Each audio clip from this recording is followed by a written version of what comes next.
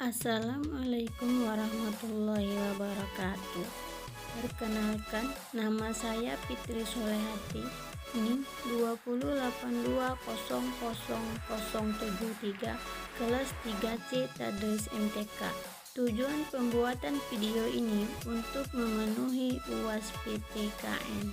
Berdasarkan dari makalah kelompok kita kemarin, saya akan membahas tentang hak dan kewajiban warga negara.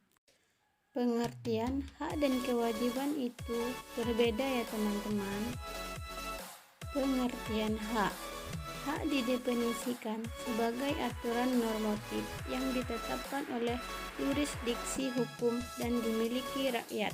Hak adalah suatu yang layak diterima oleh manusia, tidak peduli dari mana mereka berasal. Pengertian kewajiban.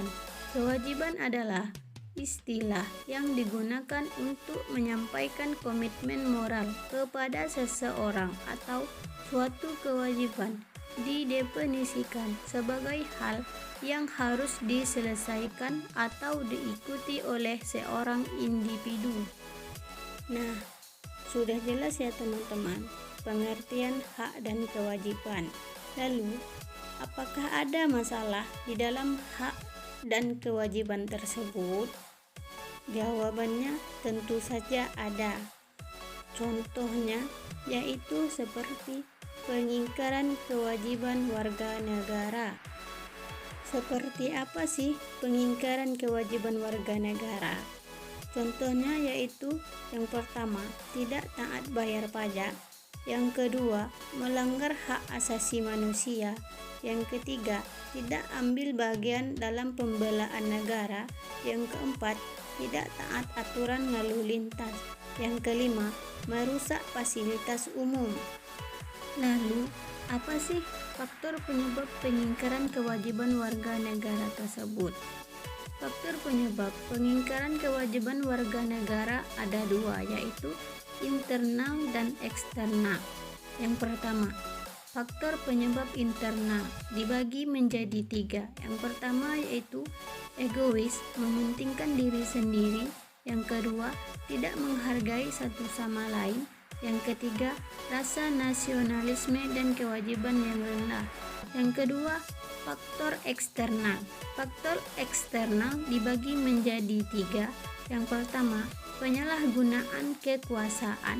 Yang kedua, ketidaktegasan aparat penegak hukum dalam menindak pelanggaran hak. Yang ketiga, penyalahgunaan teknologi yang bisa memicu pelanggaran hak orang lain hingga munculnya kejahatan. Apa sih solusi untuk menghindari supaya tidak terjadi pengingkaran kewajiban warga negara tersebut? Solusi supaya tidak terjadi pengingkaran kewajiban warga negara.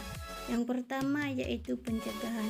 Pencegahan dibagi menjadi tiga, yaitu penanaman sejak dini di lingkungan keluarga tentang hal positif. Yang kedua, menaati peraturan yang ditetapkan pemerintah. Yang ketiga, memperkuat rasa persatuan dan cinta tanah air. Yang kedua, solusi penindakan. Solusi penindakan dibagi menjadi 6, yaitu yang pertama, memperkuat kontrol masyarakat. Yang kedua, memberi sanksi yang tegas setiap kali terjadi pengingkaran kewajiban warga negara agar tidak terulang. Yang ketiga, menegakkan demokrasi. Yang keempat, meningkatkan kualitas pelayanan publik. Yang kelima, meningkatkan pengawasan terhadap masyarakat. Yang keenam, meningkatkan profesionalisme di lembaga negara. Nah, sudah jelas kan teman-teman yang saya sampaikan tadi? Baiklah, hanya itu yang dapat saya sampaikan. Jika ada kesalahan atau kekurangan, saya mohon maaf. Saya sudahi. Wassalamualaikum warahmatullahi wabarakatuh. Dadah, terima kasih.